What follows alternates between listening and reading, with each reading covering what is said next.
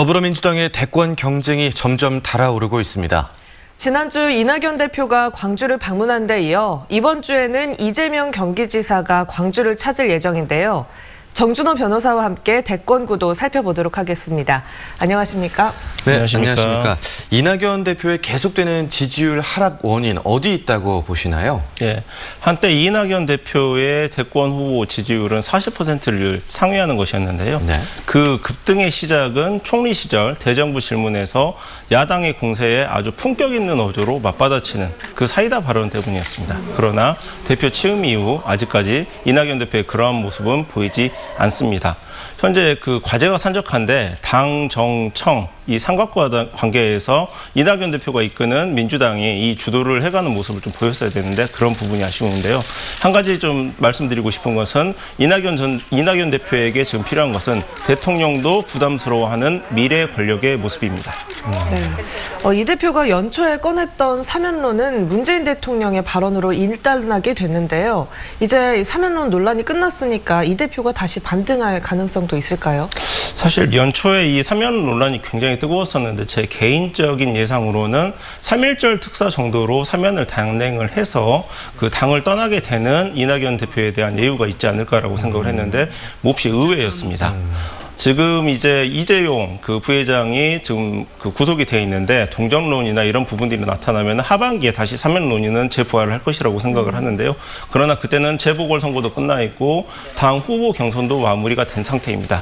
이제 대통령에게 사면을 요청할 수 있는 권한, 그 민주당 후보 미래의 결정이 될 후보가 갖는 고유한 권한이 돼버렸습니다. 네. 이낙연 대표의 지지가 이렇게 빠진 반면 이재명 경기지사의 그 지지율은 굉장히 높아지는 추세 아닙니까? 어떻게 보십니까? 이 상승세 계속될 수 있을까요? 예, 지금 시점을 한 가지로 요약을 하면은 빠지고 있는 이낙연의 지지율을 과연 누가 흡수하느냐, 이 지금 경쟁 관계인데요. 지금 대권 주자 중에 명시적인 대권 주자는 이재명 혼자이기 때문에 지금 그 다른 대체제가 없습니다. 그래서 제3의 후보 같은 경우는 밤에 잠이 안 올 정도로 몹시 안타까운 상황이 벌어질 건데 이재명 지사 이제 그 30%의 지지율을 상회할 때까지는 부자 몸조심하는 모습이 많이 나올 것 같습니다. 그래서 급등세도 없겠지만 급락도 없는 완만한 상승세가 계속될 것으로 보입니다. 네, 정세균 국무총리도 여권의 유력한 대선 주자로 거론이 되는데요. 언제쯤 본격적으로 대선 구도에 뛰어들 것으로 보십니까? 예. 9월 전에 마무리될 민주당 후보 경선의 국면은 이제 한 3가지 정도로 나눠볼 수 있는데요. 설 명절을 지나고 3월 초 이낙연 대표의 임기가 끝나는 것이 1페이지, 그다음에 3월 초가 지나서 4월 재보궐선거까지가 2페이지, 재보궐선거 결과에 따른 책임론 등에 따라서 급격히 재편된 야권, 뭐 이런 부분과 관련된 부분이 3페이지인데요. 지금 코로나 백신 계약이 지금 지연이 되는 상황에서 1페이지 국면에서는 정세균은 사표를 쓸 수가 없습니다. 그러니까 당연히 2페이지 국면에서 등판을 할 것으로 예상이 됩니다. 네.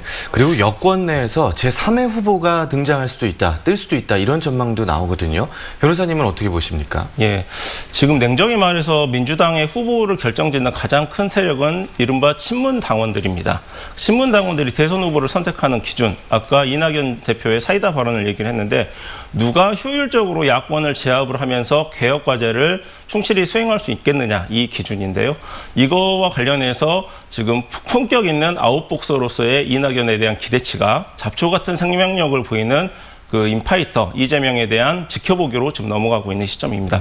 제3의 후보라고 하면은 이 둘과 차별되는 모습을 컨셉으로 보여줘야 되는데 과연 어떤 모습이 남아 있을까요? 뭐 임종석 전 비서실장과 뭐 김두관 의원 정도가 이제 그 거론이 되지만 남는 것은 아무래도 영남권 경쟁력 하나이지 않을까 싶습니다. 네, 끝으로 야권 상황도 좀 살펴보죠. 여권에 비해서 야권의 대선전 좀 조용한 편이라고 할 수 있겠는데요. 그 이유는 뭘까요? 냉정히 말해서 야권이 내년 대선은 어떤 컨셉으로 치를지가 아직 정해지지 않았습니다. 재보궐선거에서 이게 정해지게 될 건데요. 지난 2016년 녹색바람이 거세게 불 때 광주 민주당 유세차에서는 60년 전통의 수권정당인 민주당을 찍어달라는 말이 굉장히 많이 나왔습니다. 국민의힘이 지금 딱 그 마음일 건데요. 안철수 대표와 단일화 과정을 통해 가지고 국민의힘이 그 정권을 되찾아올 투권 정당은 국민의 힘밖에 없다. 이 모습을 지금 과연 보여줄지가 쟁점입니다. 모르긴 몰라도 홍준표 전 대표의 말의 향연 4월 재보궐선거가 끝나고 나서 볼만할 겁니다. 네, 오늘 정준호 변호사와 이야기 나눠봤습니다. 고맙습니다. 고맙습니다. 감사합니다.